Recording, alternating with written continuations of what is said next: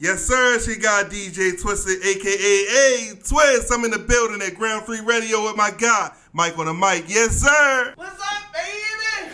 Yo, what it do, family? It's your favorite host, Mike on the mic from the Vibe Perspective Podcast. Tapped in with my guys at Ground 3 Radio, DJ OK. Man, we back at it again for another Vibe Style Wednesday and another series of interviews, man. Shout out to each and every one of my listeners tonight. Make sure you take the time to like, comment, subscribe, and share this video, man. Subscribe to the channel, man. We do all this work to get all these videos out here, this good content, this good energy. We want to get that good energy back from y'all. So I appreciate everything I've been seeing in my DMs. I've been seeing everything in my subscriber list. All the love y'all giving, I love it, and I need to see more of that because we're going to give you even more content, man. Definitely tap in. Make sure you call in at 443-377-1872. Again, that number is 443-377-1872, man. We got an incredibly special guest in the building. Definitely special to me because, you know what I'm saying, this is family in the building other than everybody else that I have here. Yes, and one sir. of the person I respect, one of the most influential DJs in the city, one of the most talented, incredible DJs in the city. Everybody want him to come to their party. Everybody want him to get on the ones and twos, do his thing. You know what I'm saying? Move the energy in the crowd, man. We got DJ Twisted in the building. Hey, Twist, what up? Hey, cousin, what up, baby? Ain't nothing, man. What's good? I'm here. We having a good time. We finally got you here. Yeah, know thank what you I'm for saying? that intro. That was love right Come on, there, man. You already know. I wouldn't expect less from a family member. You feel what I'm saying? No, for sure. For sure. I got to give you a good intro. It's like I do everybody else, but I got to give you an extra special one. You know what I'm saying? No For doubt, all my man. listeners who want to learn more about some of the stuff he got going on, some of the stuff that he's working on, go to @DJ Twisted3000 on IG. That is @DJTWISTED3000 on IG as we go through the interview so you can match the work to the man himself, man. We finally made this happen. And now we're gonna, really dive deep. Okay. Pause. I don't want to make it that interview. You got. I don't say pause no more. Say no Diddy. No Diddy. No Diddy. All right, bet. No Diddy. We got to start from the beginning. You know what I mean? I know your story a little bit closer because, I grew up watching you and watching your progression. Right. But a lot of people don't necessarily know the story of, growing up in East Baltimore, Zone 18, shout out Zone 18. You know what I mean? And, in Aunt Barbara's house, of course, when I was, coming up, it was like 2 doors down from my grandmother's house where I was staying. Right. You know what I'm saying? Shout out Zone 18. I want to talk about Aiken Street for Life. Big shout out. Shout out P. Shout out everybody on the block, man. Yes, sir. You know what I mean? I want to start from those early days of, coming up in Zone 18 and even before that. I want to talk about that early life, early stages up until you got to, high school, which we'll talk about it because you already know I know. All right. Let's do it. Yeah. So let's start early. Let's start, early, like kindergarten, elementary school coming up. What's up? I'm gonna say my interest in music came about when, going through my records, my parents' record collection. Mm-hmm. Like they had a whole bunch of records, and I used to just grab them and play them. I gained interest with Prince and Michael Jackson. Shout out Aunt Barbara. You know what I'm saying? Like they became my idols, and I was listening to them. I wasn't even really listening to no hip hop at the time, which hip hop was a thing. You feel what I'm saying? But I was more interested in them and performing and guitars and all that other stuff. And then going over Aunt Linda's house and they was dancing to club music. Me trying to understand what club music was, and then me listening to V103 and trying to figure out how to make the club music or go about getting the song, because I didn't know they were songs. I thought they just sat at the radio station and made it up as they went. You know what I'm saying? So I really learned about it. You know what I'm saying? And then I just they started giving me a record collection, and I showed interest in DJing. Moved to Aiken Street. And, 11 years old though, right? 11, 12. Yeah. I was young. So then, Granddad, rest in peace, Granddad. He saw that I had an interest in DJing and saw I had all these records. So he bought me my first record players. Yeah. I had the Fisher Price one when I was young. Of course, right. You know what I'm saying? But which he is bought fire. me. But listen, he bought me some old joints probably. And a tape deck, right? Yeah, no, it had a 8-track at the bottom. 8-track at the bottom, yeah. And they had a record player, and I just I put 2 of them together. I ain't had no mixer. Yeah. And I put a speaker in each one to put the speakers together so it sounded like they both coming out. Right. So that's how I started for real. And I saw Juice and I saw 1200s for the first time, and I was like, that's what I want. That's what I want. And shout out to Dark, DJ Dark, man. He the only one around in the hood. He lived on Dolly at the time. Yeah. Well, down Broadway too. But I used to just walk down this house and try to learn how to scratch and all that. So I get on his nerve. I don't care if he had a chick over there or not. He like, man, yo, you cramping my style, yo. I used to get on your nerves. I just wanted to go scratch, and he taught me how to scratch better. And you know what I mean? Yeah. Actually, he's so nice with it. He stopped DJing for years, and he's like, I still think he can scratch better than me. Yeah. You feel what I'm saying? So shout out my man Derek Swan, man. That's my dub, man. Big shout out, man. Yeah. And so that's how I came up. I want to talk about that too, cause like that origin story, I think is important, cause I think the methods at which we learn as a kid really dictate what we're gonna do as adults. You know what I mean? Like some of the stuff that make us as kids, some of the impressions we have, some of the influences we get. Like, that really follow you through your life. Oh, yeah. And, like, I want to talk about, you know, those first early, house parties, like, in the basement for $1. You know what I mean? Sure. Like, I want to talk about, you know, you even, and correct me if I'm wrong, because I'm going to bring up some history here. Correct me if I'm wrong, but, like, you were using, like, DJ Booby's mixtapes, like, early on. Shout out my man, like, DJ Booby. Shout out DJ Booby. We became cool, you know, over the years. But, yeah, I used to jack his tapes. Yeah. I used to act like I was DJing at the party. The didn't care because it was lit. You know what I mean? You know you was like, until you figured out how to do that. Like until you like put the work in to learn how to scratch like better and learn how to like do transitions and like the whole method behind it. You know, you were, you know, trying to become the thing you wanted to see in yourself. Right. And I loved hearing that because like, you know, using that old like turntable system with the 8-track at the bottom. Yeah. You know what I mean? This is important because you're starting on an even more difficult playing field than a lot of DJs. Oh, yeah. Like a lot of people start with like a lot of people that got money get 1200s, and that was like their first. Right. You know what I mean? I had to work to get my 1200s. I don't think I got 1200s until I got to high school. Yeah. Probably like 11th grade, probably something like that. Yeah. But Techniques was high back then for us. Like you know, the cost of living was lower. Yeah. Techniques was like $800 a piece. You know what I'm saying? Early 90s, right? Yeah. Like, that's insane. Yeah. What's up? Like, that's like $2,000-$3,000 right now. Like, oh, yeah. On the low end, $2,000-$3,000, you know, which is crazy. But I think that's important, too, because, like, you know, we look at the journey coming up till now. You know, you really appreciate those hard beginnings because that really taught you how to mix, like, in a real way. Nowadays, don't nobody, like, got to go through all that. You know what I'm saying? You can just come out and get a controller and just tap buttons and be a DJ. DJ press. And the thing is, like, nowadays, like, and I don't knock nobody. You can just play the right songs at the party, and as long as people hear that song, they good. Right. They don't care about transitions and how you bring the song in no more. Just play the good song. Yeah. They drunk enough to know, like, oh, yeah, that's my jam. I'm dancing at that. You feel me? Yeah, right, exactly. It's much more easy now. I think that's in a lot of mediums, like whether it's making music, curating music, DJing, like, it's so many more tools now that makes the style easier, which I think it's like a good and a bad thing, but we'll get into that a little bit later because I think, you know, you definitely have an opinion on that. We talk about high school. We talk about Dunbar. You know what I'm saying? Shout out to poets. You know what I'm saying? Oh, yeah. Like, I feel like I'm an honorary poet because of how many times I've been to the homecomings and reunions and parties and everything I done hosted. And you danced on stage. And I danced on stage. All right, here we go. Back in the day. we put you on stage.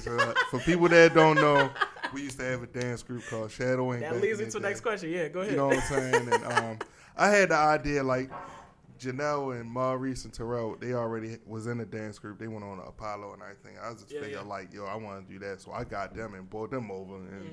And I got First and Kyron to join. So we was all together shadowing. And we used to just go down the docks, and that was our playing field. You know what I'm saying? Like, we used to just dance down there. Now, we wasn't never big as, like, the Horsemen and the Specialists. And shout out to them. Yeah, I mean, you know what I'm saying? But we definitely had the corner rocking. You know what I mean? So, we did our couple of fashion shows, our couple of talent shows, and all that stuff. So, step shows, we definitely put our work in. And, you know, it was a groove. And then that's how I became known at Dunbar, I guess, through the dancing. And then, like, people starting to find out I was DJing through like 11th and 12th grade. So yeah.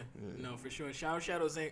Shout out to Little Me. Yeah, like, you know, the youngest dancer in charge. Yeah. We brought you out in a duffel bag. You feel what I'm saying? Yeah. You was like 6 or something like that. Probably like 5. Like which 5 is or 6. Crazy. We brought you on stage, yo. All them chicks was going crazy. You was out there in your little wife beater. And dancing to Genuine. Yeah. Real talk. Hey, yo, that, and then it was a Dell computer box. I remember that like it was. Oh, yeah. Like, I remember that. I remember the duffel bag because it was super dark in there. But I remember, like, I was that small. This for comparison, just so y'all know. This is a background story that you will never hear in any other interview because, you know. But, yeah, shout out Shadows Inc. And I want to talk about that, too, because, like, I think once you got to high school, you kind of started seeing DJing, the craft of DJing for, like, the money you could make in it and, like, taking it seriously. So, like, what was some of the things that influenced you to start being more serious in DJing in high school? Me watching other DJs like Quicksilver come to my school and DJ. You know what I'm saying? Yeah. Oh, you making money at my school. Let me, tap into it. And me and Chuck Boogie got together. And my man Thaddeus. And we started doing parties and, you know, we started getting a little bit of coins. Like we did the ring dance and all that other stuff. We started buzzing a little bit. You know what I'm saying? So once I saw the money was kicking into it and I was doing all these family events for free. Shout out your mother. Shout out Aunt Teresa. She started pulling out the tip jar. She was like, "Oh y'all gonna give my nephew some money." Oh yeah, she you a know hustler. what I'm saying? She's like, "Everybody come tip the DJ." And it was over after that. Yeah, I mean, but I mean, I still like even before that, like I made a couple of dollars, like having them basement parties, like charging people $1 to get in. Yeah. And like, the basement parties was lit. I had Janelle and them come over there from West just to come to the basement parties. You know what I'm saying? I remember that. I snuck down there a couple times. Yeah, but the thing is, they used to have the jumping joints over West, like their basement parties out the chain. I remember they asked me to DJ. I ain't gonna lie. Shout out my man Bo, DJ Bo, and I was DJing in Orlando basement, and I had some raggedy turntables, right? Yeah. And Bo came down there with the 1200s. They set up. They had bigger speakers than me and everything, and they just took over the party. I just stood back. He's like, "Yo, you want to get on?" I was like, "Nope." No. I'm good. But ever since then, they told me, I ain't going to let nobody else shine me no more. You feel me? Yeah. So I just stepped my game up and, kept going. You feel what I'm saying? And that's, I want to definitely talk about that, too, because that leads me to my even next question. I think you read my notes. But, starting movement team, shout out to DJ Chuck Boogie, you know what I'm saying? It's a bunch of us, you know what I'm saying? There's so many people. I can't even name. I forget everybody. Shout out Gully. Shout out Gutter. Yeah. SNS. Tut. Shout out it's Little a lot. Black like, it's AJ. Like trading cards. Little Black AJ. Mike on the mic. Mike on the mic. People that's not even DJs. L King. Literally. You know what I mean? Yeah, it's a lot of us. No, for sure. For sure. And I mean, we talk about that and talking about sort of that competition level, like DJing, you know, and not letting, if you would be on the same, like, party card as somebody else. And I know every time we hosted and DJed together, it was like nobody else was going to out-DJ you. Like, nobody there was going to, like, and this is just me, because I feel like coming up under, like, guys like AJ and, like, Chuck Boogie, I had a real appreciation for, like, the craft of DJing, even though I was never a DJ myself. And like my favorite producers like Dilla, these are people who are like really putting their heart and soul into the craft. So it gave me a deeper appreciation for, the craft of music, specifically DJing. So like I see a lot of people and they just DJ press and play. They like, they don't do transitions correctly. They don't even study the crowd. They don't do crowd work. They don't, do right song selection. Like they don't even like think about all of the intricacies that go into just DJing a party. Right. Some people see it and they like, oh, it's easy. I can just put a playlist on. But it's not that. It's so many extra background things that go into it, and I want to sort of ask you about that. And then, having a coalition of DJs, no pun intended, having a coalition of DJs specifically for Movement Team, who are like, from your position, like some of the best in the city, and what did that mean to you of like trying to, make the Avengers of Baltimore DJs for Movement Team? Like, what was that mindset like? I'm going to tell you, let's take it from the beginning. Sure. So there was a group out called Street Jocks USA. Shout out Street Jocks. You know what I'm saying? And Wild Out and Bobby Stills was a part of Street Jocks. Yep. But they wanted me to be a part of it. And I called Rez too. Rez was like, yeah, you can get down. So Rez wasn't, you know what I'm saying, the captain. He was just a Street Jocks. I just called him one night. I was like, yeah, they trying to pick me on Street Jocks. What you think? He was like, yeah, go for it. Yeah. So they hit up. One of them, I forgot who it was, hit up Rob Braxton. Rob Braxton was like, shout out Rob Braxton. Shout out Rob Braxton, for sure. He a legend in the city for real. But He said no. He said we not taking no DJs. I guess I don't know if he knew about me or whatever, blah blah blah. Sure, but yeah. that motivated me to start my own DJ team, which was the Movement Team DJs. Yeah. You know what I'm saying? So I hit up Boogie and I hit up Gully was like the second person I think, and Gutter I think that's how it started. But originally it was 2 and then 3. So it was me and Boogie and then me, Boogie and Gully. The first like original members of the Movement Team. Yeah. So that's where it came from. And then what I wanted it to be was a team of DJs that supported each other. Yeah. We ain't trying to be like no other DJ group. We ain't trying to throw parties. We just like, yo, we can depend on everybody in that circle. So say like we need somebody to do sound. We don't got nobody to do sound. One of our DJs got it. Or we, need somebody to cover this event. One of our DJs got it. You know what I'm saying? Right, yeah. We ain't want to have to go out our circle for nothing. You know what I'm saying? But, for sure. Things happen and people grow. And I think me not wanting to be the leader and wanting everybody to play like a leader position, like nobody's above nobody, went a different way. You know what I'm saying? Yeah, yeah. And you're not saying like it didn't have success, but it didn't go the way that me and Boogie wanted it to go. Sure. You know what I'm saying? So, shout out the Movement Team. We still moving. But I think we can do better. You feel what I'm saying? Yeah, for sure. There's always room to grow. Oh yeah, most definitely. Always room to polish off, like the skill set and even like, the structure of the team. Because I think I always bring this up, like the famous line, "It take a lot to keep a crew alive." Yeah. And I think that goes beyond just keeping it alive. It's like maintaining it. Right. Like it takes a lot to like effort from every direction from each individual member has like a different role and responsibility. That's why I said the Avengers, because like if you think about the team, like everybody's good at one or two things, and then we all complement each other. And I love that. Like I loved seeing that from the beginning before I got in the Movement Team and seeing that everybody had their own superpower. Yeah, and then, that's why we incorporated hosts. Yeah, exactly. Along with it, you know what I'm saying? Exactly. So. And I'm glad I was able to, throw my superpower in there. Already. You know what I'm saying? But I want to keep going a bit, and, I didn't even say shout out Gully. Shout out Gully, too. Yeah. I want to talk about sort of that build-up, right? Because, you were doing a lot of, events like Lassans and like... Oh, yeah. I came out the trap. Man, like, I was in the trap. Listen, man. They don't know what I've been through as a DJ. Listen, man. Coming out the trap for real, man. I used to DJ Wittens. I used to DJ on Monument Street at Fluffs. Yeah. Man, I'm talking about these real live, like, they was solidified spots, but they was, like, hole in the walls. You know what I'm saying? Like, ain't nothing bad with, you know what I mean? But I done been, like, you know what I'm saying? No security, like. Yeah. Nigga kick over a speaker. I'm like, yo, like, what the fuck? You pull out a gun. I'm like, hey, you got it. You got it. You know what I'm saying? So, yeah. Yeah. We've been in some spots where as though it's got kind of dangerous. You know what I'm saying? I've been in spots where as though something happened, somebody got murked or stabbed or something, and I had to stay there all night because it was police taping the spot off. You know what I'm saying? Like, that was, like, survival of the fittest. But it's crazy because growing up in Aiken Street, we looked at it as, like, the normal. Every day, yeah. You know what I'm saying? So, it wasn't nothing out of the norm. It was kind of, for real, it was kind of a rush. You know what I'm saying? But, unfortunately, it wasn't good. It was negative for real. So. Yeah, for sure. For sure. That's the thing. I always try to mention this when we do interviews. Because all of my artists that I've interviewed, all of the, business owners, everybody that I've really sat down with has been from Baltimore with the exception of 2 people. That was KB and Shaw Calhoun. Shout out Shaw Calhoun. I was just in this video. Okay.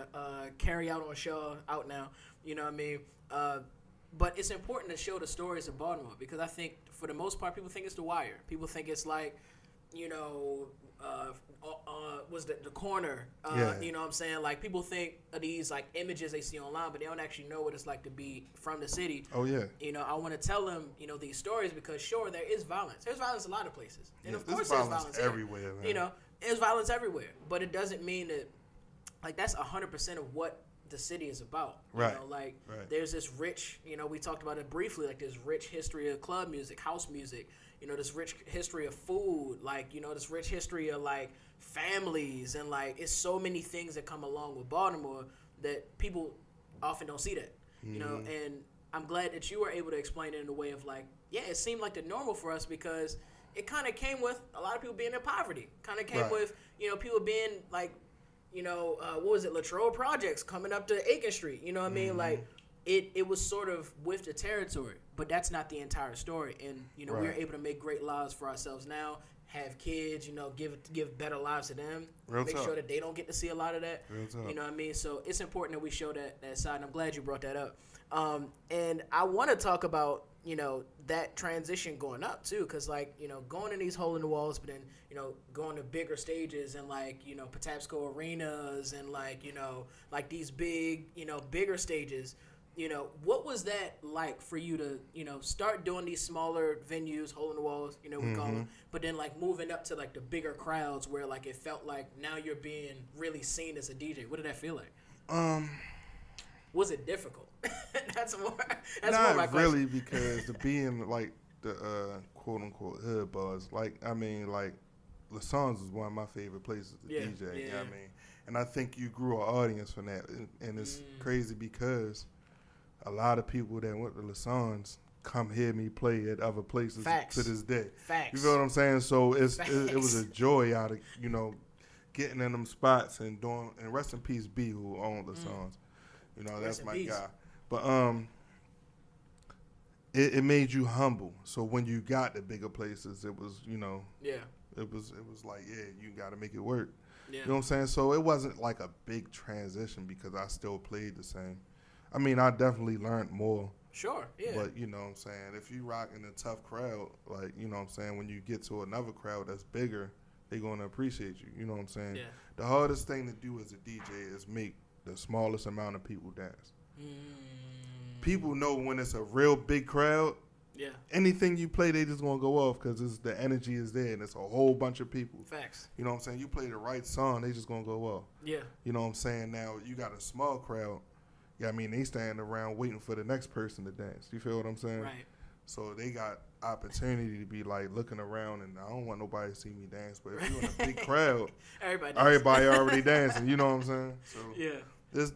So I mean, it's difference. You know what I'm saying? Especially when you doing like stages, like, you know, the arena. Now you got to work to do that. Like, that's you definitely got to put in work. Like, you can't like just go up there. You can't go out there and just mess around. You got to really put your foot into it. Yeah, I mean, I done seen people like flunk on a big stage and like like you got to play the songs. You got to play the songs right. You know what I'm saying? Right.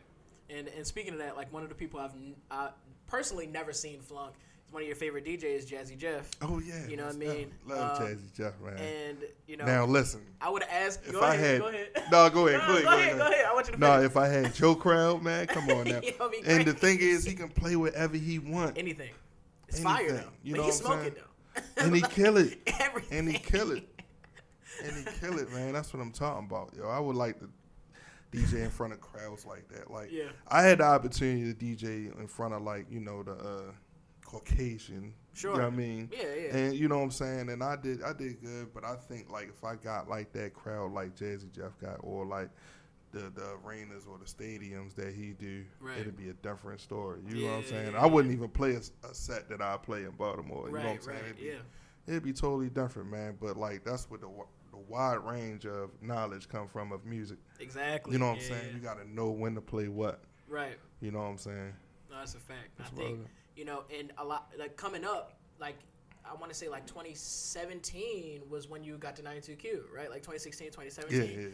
Yeah. And I think it took a lot of that too, right? Like, you know, you take your inspiration from Jazzy Jeff because he has this wide like array of knowledge when it comes to music, and he can play all types of genres: hip hop, reggae, Afro beats, pop, R&B, 90s, et cetera, et cetera. And I've seen you do that entire transition just in one night.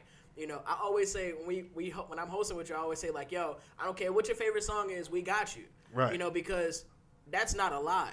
You know, like we will end up playing. And I take requests too. Yeah, a lot of DJs don't take requests. Oh God. But I am getting to the point. Unless somebody asks you to play James Brown like an SNL. I will play it. Pay me though. Oh God. I will put it in there. Oh God. But you I mean, it's not like you you're like a lot of DJs don't do that, right? Like you actually do spread the floor, you know, like you do a lot of different feels for every single person in there, and a lot of people are one dimensional. And the crazy thing is, you're not going to make everybody happy. Exactly. You know what I'm saying? But exactly. At least I got it moving. That's. You got like 98% happy. As long as I keep it moving, I'm good, man. No, 100%. You know, and going to 92Q, I mean, I think they recognize that. I think it was funny though, because like for a while, I felt like you should have been there years before. That's what I wanted. I wanted to get there, not when I was the age when I got there. I wanted to get there when I was like a teenager. You know what I'm saying? Or in my 20s. Yeah, I mean, but that still was a dream, and I kept pushing for it. Yeah. And I eventually got it. Yeah. You know what I'm saying? But I wish I would have got it when I was younger. Yeah, for sure. I think that's a gem too. I think we jumped on like maybe 3 or 4 gems so far in the interview, but that's definitely like number 5. Like yo, like don't give up. Like you might, never. You never. It's never too late. Never too late. 100%. Never too late, man. You gotta keep pushing, and you gotta believe. If you don't believe, it ain't gonna go nowhere. Exactly. You gotta set it in motion. You gotta tell yourself that you got it already. That's a fact. You know what I'm saying? Yeah, that's 100%. And I think, you know, a lot of times you might see yourself or see the version of you doing whatever in your mind, and you know, but it's like a lot of times you roll with the punches, and a lot of times, you know, your journey isn't going to be the same as everybody else. Oh no, definitely. I went through a slew. I went through depression and everything trying to get on there. You know what I'm saying? Exactly. So it definitely was a journey. Yeah, I mean, a lot of people don't know the story, but it was definitely a journey. Yeah, 100%. I was definitely gonna say, like, you're gonna hit roadblocks. You're gonna get things that that's gonna like become really difficult obstacles for you. But at the end of the day, you still have to believe that you're gonna make it to the goal that you set for yourself. Yeah, and I get offended when people saying I should be on there and all this other stuff. But did you even put in that application? Do you even go through to talk to the program director? Do you get up and like do your research on like what it takes to be a radio DJ? You know what I'm saying? I did all of that, and then it took like years for them to hire me. You know what I'm saying? So it wasn't just like, yo, put me on and I was just there. Nah, I had to put in that work. I had to put in sacrifice, you know what I mean? And I had to be determined to do what I had to do. That's a fact. You feel what I'm saying? That's a fact. And that prepared you to smoke every time you jumped on 92Q. Oh, yeah. And it's great. Every time I touch the turntables, I don't care how tired I am, how much I don't want to, like, do it at the moment. Like, I put my best foot forth. You know what I'm saying? I do the best I can every time I touch the turntables. You know what I'm saying? Because that's the gift that God gave me. Yeah. You know what I'm saying? I'm going to take full advantage of it. That's a fact, and I 100% agree. You have never let me down, ever. No thank you, cuz. I be having terrible days, and then I go on host, and I be like, oh, I needed this. All right. I don't even tell nobody. I'm like, oh, man, this whole night made my entire day better because, you know, you don't disappoint. Yeah, man. You know, and I want to talk a little bit about that. We kind of briefly touched on sort of putting your best foot forward and, you know, taking years to get into something. Mm-hmm. I always think about this story of, like Fetty Wap, 92Q. Like, he had the Trap Queen record there for, like, 6 years before he even got it to break at 92Q. Right. And, you know, I want to talk to you about, because I think this conversation has been happening around the city a lot of, you know, Baltimore artists and, you know, DJs and their relationship to DJs, relationship to breaking that glass ceiling in the city and not being seen. You know, I want to ask your opinion on sort of the relationship between, like, new age Baltimore artists and, like, you know, not being as united with DJs as like maybe 10 years ago or like 20 years ago, you know. What do you think? Well, what you mean by like, listen, because this is 2 types, because you can say they got relationships with the club DJs or they got relationships with the radio DJs. Particularly radio DJs, but club DJs are in that conversation too. Yeah. You know, well, I'm gonna say this. It'd be good to establish the relationships. Like, I got good relationships with multiple. You know, we bring them on Rap Attack every once in a while. So, shout out Rap Attack, no tapping. Yeah. So we bring them on Rap Attack, which is starting to be a good vibe, and like people starting to tap in more. Yeah. But the thing is, like, you don't. To tell you the truth, people don't really need radio no more because radio don't break your songs like they used to. Yep. You know what I'm saying? Yep. Like, we could play your song, but mean, people gonna forget it tomorrow. Yeah. You feel what I'm saying? But if you get it on like a Spotify, a Tidal, or blah blah, you know, on a streaming site, then that's when like the person like can listen to it 1,000 times all they want. You know what I'm saying? Right. So you got the power right here in your phone. You know what I'm saying? Get people to listen on your phone. Like, just because we're gonna play your song on the radio don't mean it's gonna pop off. You feel what I'm saying? Yo, you got the power. You got to get the people on your song. Yeah. And that's when the radio will gravitate towards you and be forced to play your song. You know what I'm saying? Yeah, the energy's there. Get the people on your side. Like, if people start liking your song, they start requesting it, like, that's when they going to start playing it. Yeah. And I think that's important, too, because, you know, I keep hearing the fact that, you know, back in the day, the radio did break artists. Yeah, flat out. You heard something on the radio. They on the radio. Oh, yeah, I got to hear that again. Yeah. It ain't like that no more because, like the mix shows and stuff. Right? Yeah. That song was rocking. Oh, that was who? We got to find, yo. Tim Trees, and it wasn't no Google to go look for them. Exactly. You feel what I'm saying? You had to find them. You had to find a CD with your name on it in a store or go to whoever's selling CDs or mixtapes. You know what I'm saying? Definitely. So, like, it's totally different. When you heard something on the radio made artists. Yeah. It's not like that no more. I wish it was like that, you know, because it's a lot of good artists out here. Baltimore got so much talent that I wish I can break. Yeah. But it ain't up to me. It's up to them. Mm-hmm. You feel what I'm saying? No, 100%. You can only direct the crowd once the energy is already there behind the artist. Mm-hmm. And, you know, and I appreciate that perspective, too, because I was just saying, you know, talking about mix shows, we just had Tim Trees up here. Shout out Tim Trees. Shout out Freedom Way, Claremont. Leno, what up, though? Shout out Leno. My guys. Bomb First, Big Bomb First, what up? You know what I mean? And, you know, that was his his story, like, coming up. Like, they requested bankrolls for, like, 6 months straight, you know, in a row for Tim Trees, but he couldn't get in traditional radio play. He was only getting on mix shows, which was like now like really energizing his campaign of like being the most popular in the city. You know, and I think that's really important too, because, you know, nowadays you're right. You got to use your phone. Like, you got to use the tools that you have in front of you, because now once you get a smash hit record, the radio can't deny you. Right. Like, the radio can't help but put you on rotation, get you on a rap attack, or like whatever the show is for whatever that radio station is, right? You know, and I think that's a really important gem that if y'all listen now, if y'all 11 and 12 years old, you know, you got a couple raps, you got a project that you're thinking about doing, like, that's the work you put in before you get to the radio station. Don't just pull up with a record and like, yo, I need you to play this, because you don't have the energy behind it. True. It's like, I think it's hard, but how, you know, this other artist got 3,000 people willing to tell him it's hard right now in front of everybody. You know, that's a different level. Yeah, you know, and then not to cut you off, but with the club DJs, you know what I'm saying? My bad. With the club DJs, you got to think, like, Tim Trees and them been doing it for so long. I remember when they bought me bankrolls, the Wittens. They bought the record, the Wittens. You know what I'm saying? And I played it, and it had bankrolls on one side and Wayne Jones on the other side. Yeah. You know what I'm saying? Boss Man did the same thing. Bought it the Wittens. Yep. Because Freedom Way was right around the corner. Yeah. They were from Freedom Way Projects. Yep. You know what I'm saying? And they came around. Well, Tim Trees was. Right. And NEK came out with a record, and they bought the record over. So that's the thing. Like, some dudes want to come to the club and get their records played, but it's going to kill my crowd. So what you going to do for me? Right. You know what I'm saying? Like, not saying they ain't going to like it. They just not familiar with your song. Right, yeah. It's a different time, you know what I'm saying? Now, if you got like 100 people in there, and when your song come on and you pop like 5 bottles. Yep. It's going everybody recording, you going to go up. Yeah. You feel what I'm saying? Everybody going to react to that. So it's different times, you know what I'm saying? No, for sure. Yeah. For sure. That's a gym, another gym.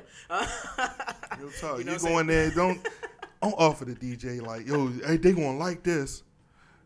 They gonna like this. This 50 Cent record or whatever, whoever pop or this NBA YoungBoy that they probably never heard of. I'm gonna play it, but if they not familiar with that NBA YoungBoy joint, they're not gonna dance. Exactly. And the song can be hard. It can be fire. But don't nobody know the song. They want to sing the words. That's the thing. You gotta get it in like where you fit it in. Get the people to like your music first. Yeah.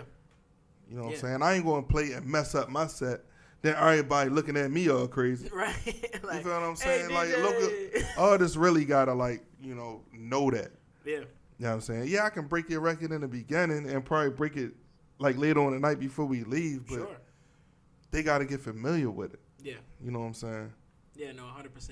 And I think, you know, like, just talking about breaking artists and talking about giving artists opportunities, you know, in terms of just speaking of you, like, it's not like you have a problem even doing that, because I've seen you so many times, you know, put artists on the front street, specifically even at 92Q, at a party. Like, you're like one of the first people I think of when I talk talk about breaking artists or showing love to Baltimore artists. Because, like, anybody, and I can think of, like, 5 different artists off just the top of my head that would be off top telling you that Twist is one of the main persons that put my music out there, that really broadcasted my work, that was, like, really showing love, you know. And I think that's so important to say, because even in an age where, like, breaking artists on the radio doesn't do that much, you're still putting that effort in front of it. Oh, yeah. You know, because I think that goes back to, like, loving the art of music and loving, you know, people in the city that are really putting the work in as artists, you know. So give you your flowers. I gotta give you your flowers while you're sitting in front of me. Thank you. I appreciate that. You know what I mean? Because,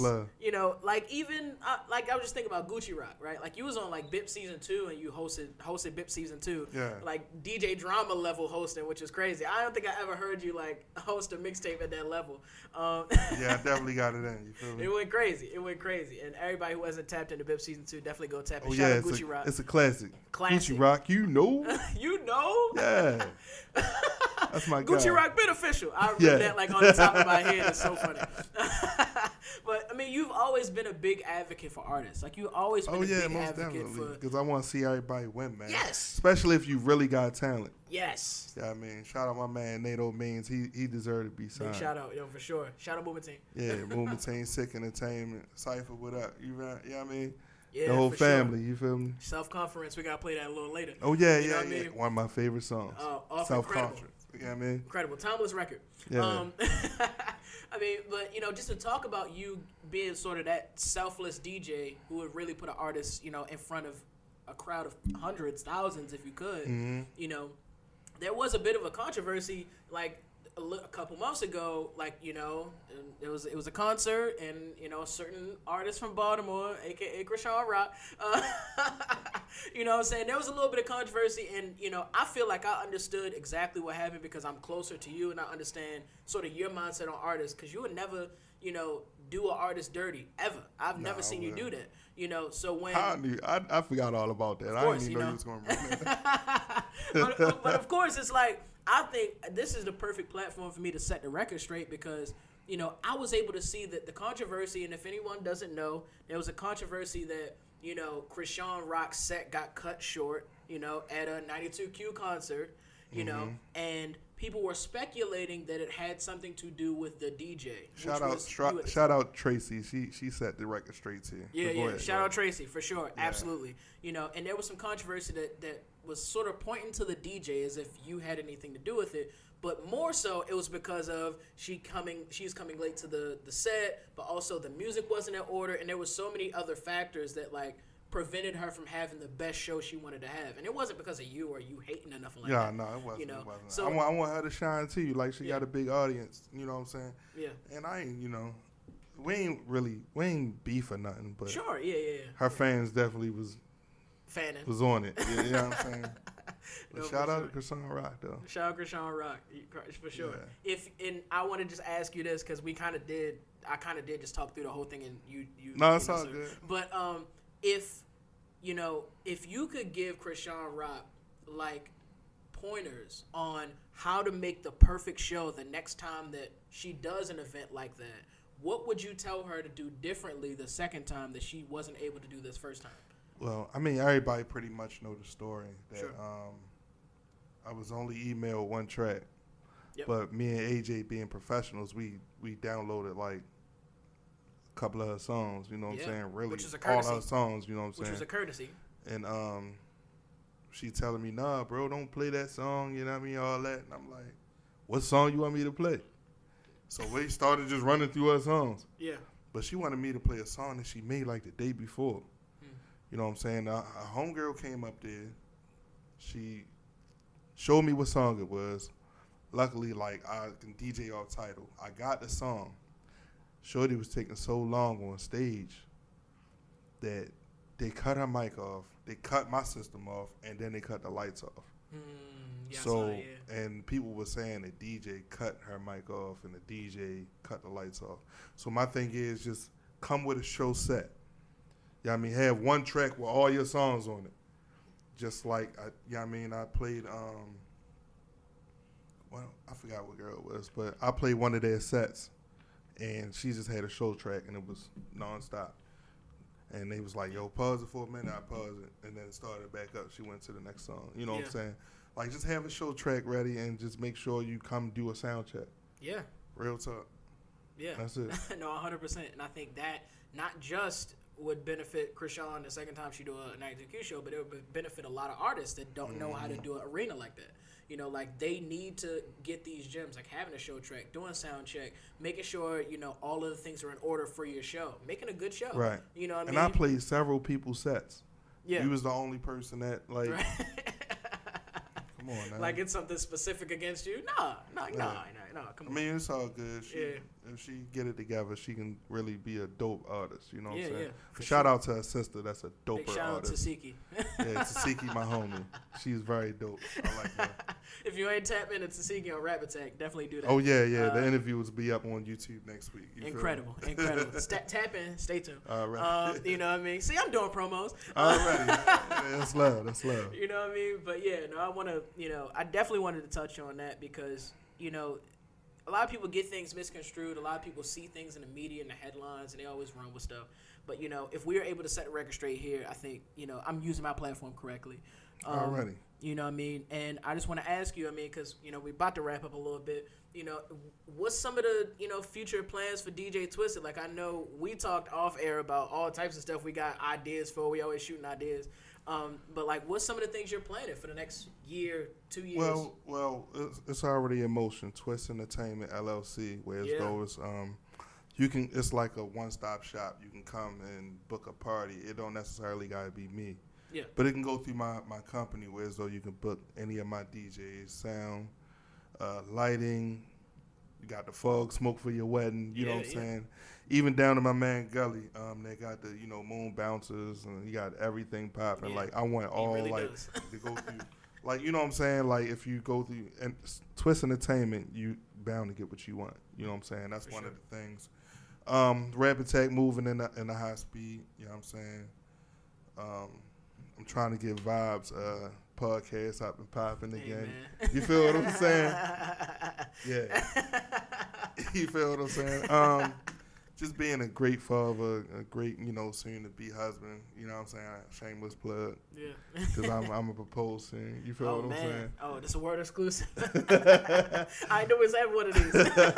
Yeah. But, just trying to be better, man. Trying to get better in health and everything, health and wealth, and just trying to succeed. And just trying to keep, you know, I just got to keep working.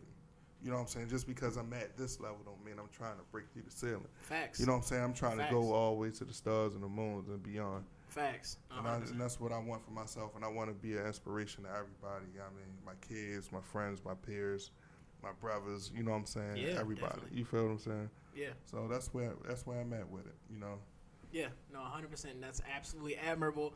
And, man, you heard it first, man. The one and only DJ Twisted. Hey, Twist is in the building, man. Is it with a B? Tell him one more time where they can follow you. You can follow me on all social media platforms at DJ Twisted 3000 in your mother house.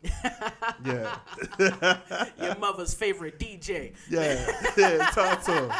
It'll be man, always a pleasure, Twist. Man, ready. You already know what it is, man. Love you like a heartbeat. You always, feel me? Man. Come on, man. You know it's a pleasure. Every time you pull up, you know, the door's always open. Like I said, you know, you're always welcome to sit here. And I look forward to everything. Like, I look forward to Rap Attack getting bigger because I saw it early and I was like, yo, that's finna be, like, out of here. You know, I definitely put some videos in this video. You can see it above my head. Already. You know what I mean? Like, I know that even more performances is coming, even more opportunities is coming. You know, I talk about Jazzy definitely. Jeff. Like, I see you as Jazzy Jeff, you know, when you, when you get to... Twistville coming soon, too. Oh, Twistville. Tap in. Twistville. We ain't even going to tell you nothing. I ain't going to tell you about it, but Keep Twistville your ears coming soon. to the streets, man. Stop playing, man. And I can't wait to see all of that. And, you know, everybody here at Vibe Studios, Ground 3 is looking forward to. We rooting for you. Thank you, brother. Before you leave, I got to leave you with a sacred, short Baltimore proverb, and that is keep doing what you're doing. Already. You already know, man. You keep doing it, too. I'm proud of you. You're doing the thing. I appreciate you doing what you do, man. You good at what you do too. I appreciate you, man. So do you, man. You smoking it out here.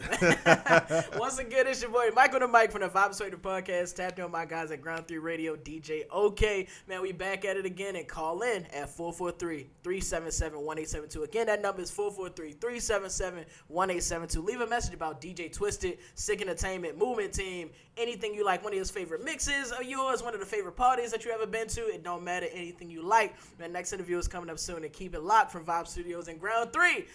Twist, let's get him out of here, man. We get him out of here. Yes, sir. She got DJ Twisted, a.k.a. Twist. I'm in the building at Ground 3 Radio with my guy, Mike on the mic. Yes, sir. What's up, baby?